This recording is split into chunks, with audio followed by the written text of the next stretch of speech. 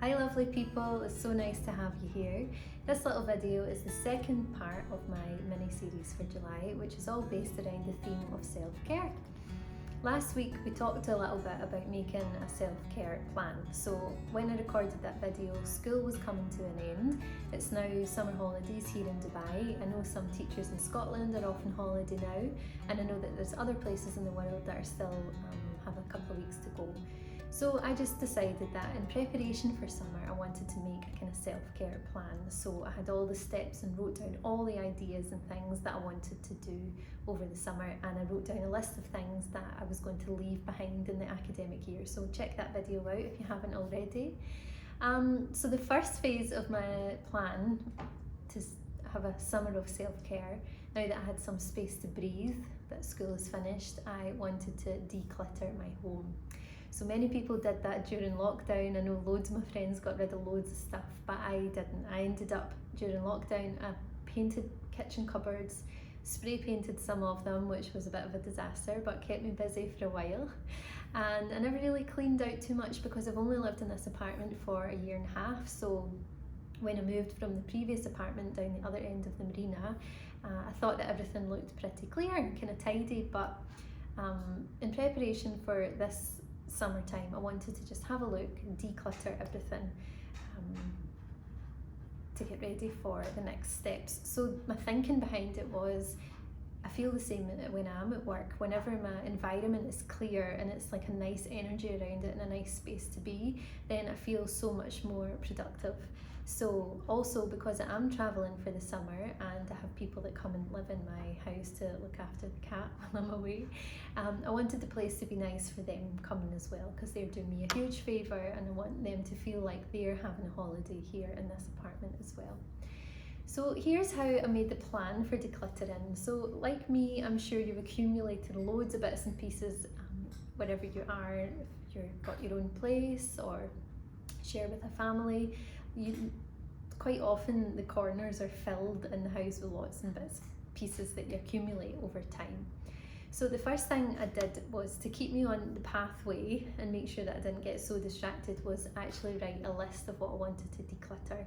So I wrote a list, and just, very basic, like the bedroom, my bathroom, the dressing table, bookcase, things like that. And I decided with this list was how I was going to work around the home.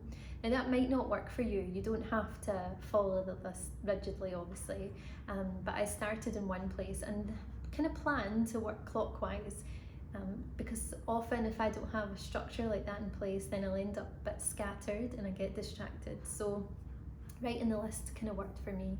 And also I because it's the summer holidays, put aside 2 days that I was going to, the very beginning of the holiday, spend those 2 days decluttering. I'm a bit all or nothing. I can't do things in little bits and pieces. I'd rather just do something important in a big chunk of time, or dedicate a couple of days just so that it's done.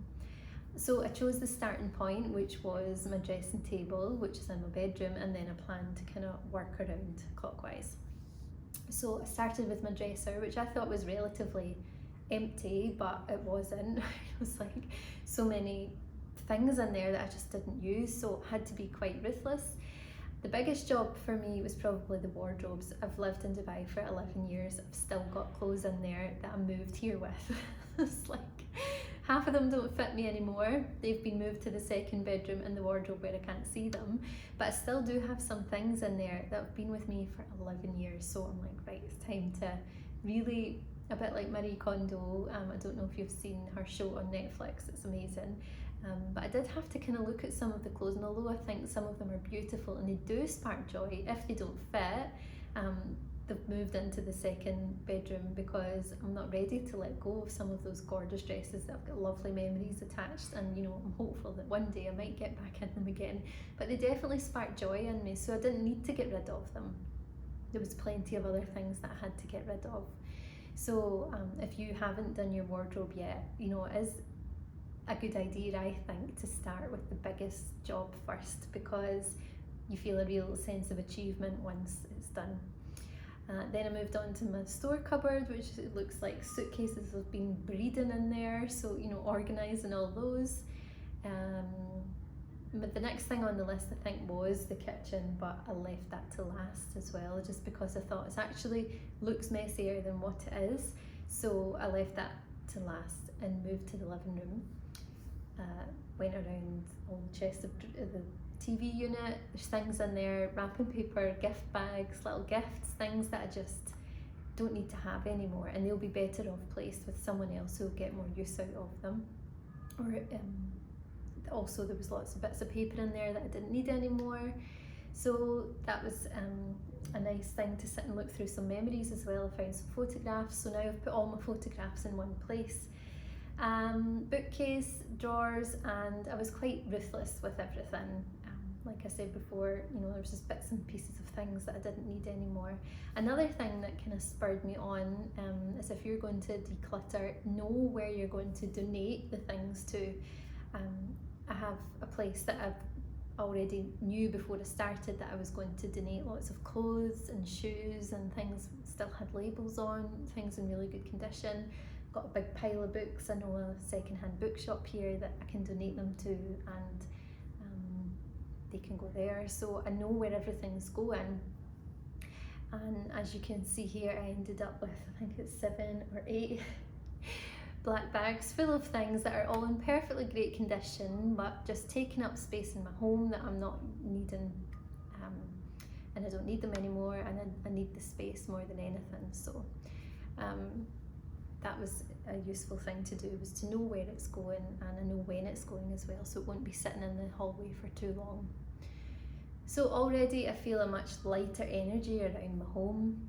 It's just a real sense of achievement when I sat down, and my environment just feels, the energies just feel so light now, because it feels like the house can breathe. I don't know if that's something to do with the fact that it's now summer, and teachers know what that feeling's like. When it gets to summer, you just feel like you've got more space for yourself, and it shouldn't be that way, but it is. But lots of us, I suppose, in the wellbeing world are looking at ways at how that can change. The next thing I'm going to do, and this is like a personal choice, not everybody does this, but I have some white sage, and I smudge the house or sage the house. So it's just, you can get it on Amazon, or there's different healing centres across the bay. You can get this in the UK as well. There's lots of little shops, I'm sure you would find it, but Amazon's a great place. And it's just like almost kind of like incense. So I light the sage, and I start at one place in the house and go along the perimeter of the inside wall, and just use the aura, the scent of the sage to just smudge all the old energy out. So all the things that are going out of my house in the bags, all of the rubbish that's went out in the bin, and the final thing for me, as part of my self-care decluttering phase, is to smudge the house with white sage, and I just love it. It just makes me feel like really bright. So that's another thing that you could do if it sounds like something you think you'd like to do. Also, this decluttering your environment can also be the worst nightmare for some people. So do your research wherever you are. There are people around that actually love doing this, like me, although it's not a job that I have, don't have a business in it. But there are people who do have businesses to help you declutter, help you make a plan, have consultancy with, help give you support when you're doing a big project like this, because sometimes it can be daunting. You know, some people just hate the thought of having to unpick everything in their house. Here in Dubai, there's a lady called Fearne who has an Instagram page called Calm Declutter Now, and if you have a consultation with her, she can help you decide where you're going to start, things like that. So there's definitely people to help you if it's something you want to do for your own self-care practices, but you don't know where to start. So I definitely think working on your environment is such a great step to take in your self-care plan. So the next steps for me are, I'm going on a retreat in Spain very soon, and now that my environment here is all taken care of, then I'm going to be doing a lot of work on my inner environment, so mind, body, soul. And of course I need time to pack for those things, but now I feel that everything's so clear, it won't take me long. I know exactly what I've got, I know exactly where everything is, so packing process won't take long.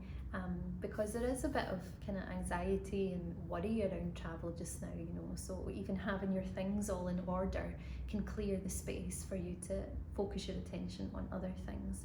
So I'm going to pack, go to the retreat, nurture my soul, and do lots of skincare, eat well, and hopefully lose some weight, and hopefully gain some more peace internally.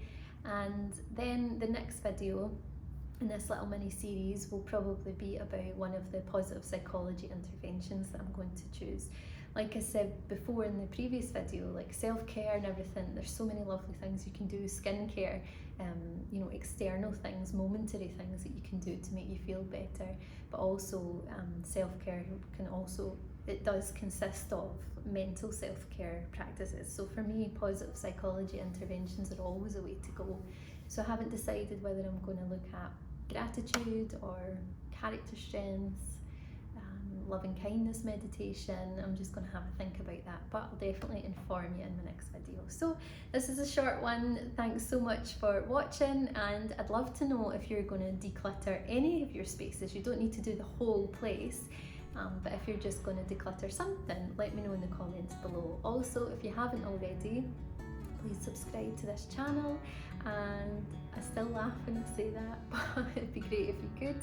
And also have a look at mindfulnessgreen.com, where you can access free resources for yourself and children, and also read more about my online course which supports you with your well-being and the well-being of little young children as well. Okay, thanks, bye.